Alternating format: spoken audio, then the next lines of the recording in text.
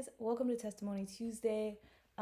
This week, I want to talk about how God knows what we're going to desire before we know that we're going to desire it and still gives it to us. I have been living in South Florida for about 5 years now, and when I first left home, I was convinced I was going to leave the state of South Carolina, and it was like, I'm leaving, I'm not coming back, it's gonna be great. I'm not sure exactly what all was in my head when I made that decision. I do know that from a very early age, I was convinced I was moving out of the state of South Carolina. I think I was 5 the first time I said that.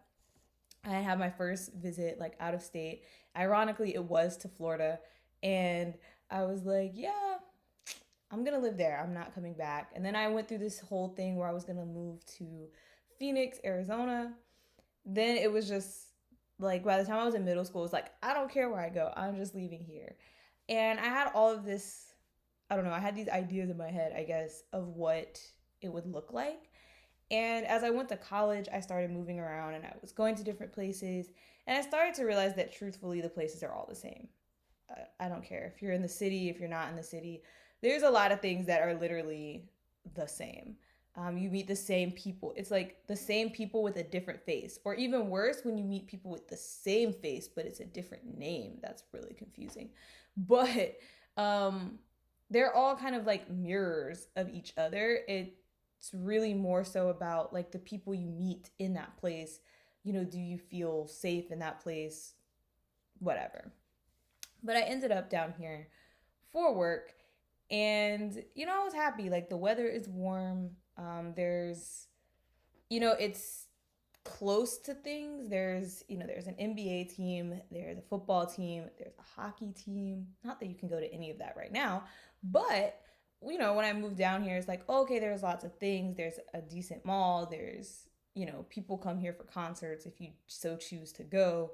It's like, yeah, there's always something to do, but it's not like I live outside of the city, though to me, this is still city, very city. But I guess I live in the suburbs. And so it's like, okay, it's not too bad. Okay. But after a while, like I started to realize all of the things that I really do miss about home. And it's not so much about South Carolina, but just about being on a farm. I am a farm girl. Eventually, you have to admit it. You can take the girl off the farm, but you can't take the farm out the girl. Because I was just like, yeah, I want a chicken so I don't have to buy eggs. I want a garden so that I don't have to buy. This food is expensive. Like, why do blueberries cost so much? They give you like this much blueberry. Like, you can fit it all in the palm of your hand and go like this and eat the whole thing at one time. And it's like, this is $10. Okay, I'm exaggerating, but still. It's so expensive. I'm like, can I just have a blueberry bush in my yard? And so the more, I guess, homesick I've gotten for farm life, the more I'm just like, so what I'm doing in South Florida? Because I'm never going to have a farm in South Florida. So it's interesting. I told you a couple of weeks back that I was trying to get a mango to plant a mango tree. I can't figure out where to plant the mango tree. Um, but like little things like that, it's like, okay, I want to plant things that have some sort of value for food. That's kind of the farmer in me coming out. And so this past Saturday, I was enjoying the Sabbath. I was sitting on my screen porch, reading the word, just kind of hanging out with my cat. And I heard this sound. It was like a thud. It really sounded like a branch falling out of a tree. And I was like, what is that? And I was looking at the tree. I was looking in the direction that the sound came from. And the cat was looking, like the cat clearly heard something.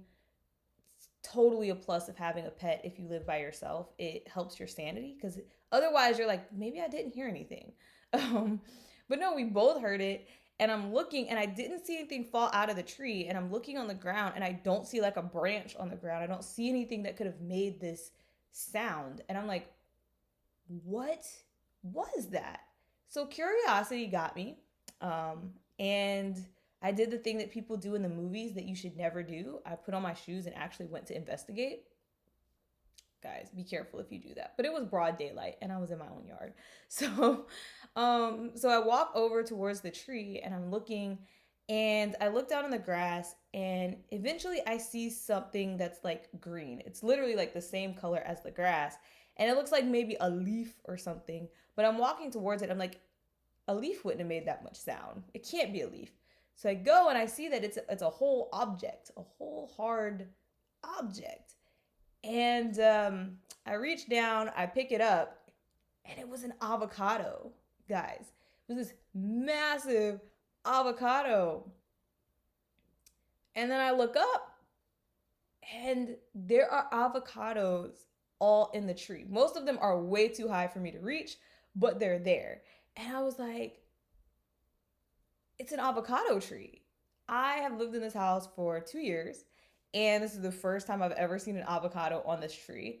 And I was like, oh my goodness, it's an avocado tree. Like when I bought the house, God knew that I would be on this kick, like I need plants that provide food. And he let me buy a house that already had an avocado tree. I love avocado. I was like, how did I didn't know I wanted an avocado tree, but God knew I wanted an avocado tree. So he directed me to a house that already had one in the backyard. And I just find that like insane and amazing. And I also find it interesting, like the entire chain of events, because when I came back into the house, like some of the avocados that are hanging, I can actually see them like from my porch, from my bedroom. It's just because they're the color of the leaves of the tree, they blend in. So because I didn't know it was an avocado tree and I wasn't looking at it like that, I thought it was just leaves hanging. But now that I look at it closely, it's like, I should have known that there were avocados hanging here a long time ago. Why didn't I notice this? And so, it was an interesting thing because the only reason I realized that there was an avocado there is because I heard this one fall. In fact, as I walked around the tree, I think there were maybe like two others that have also fallen out of the tree.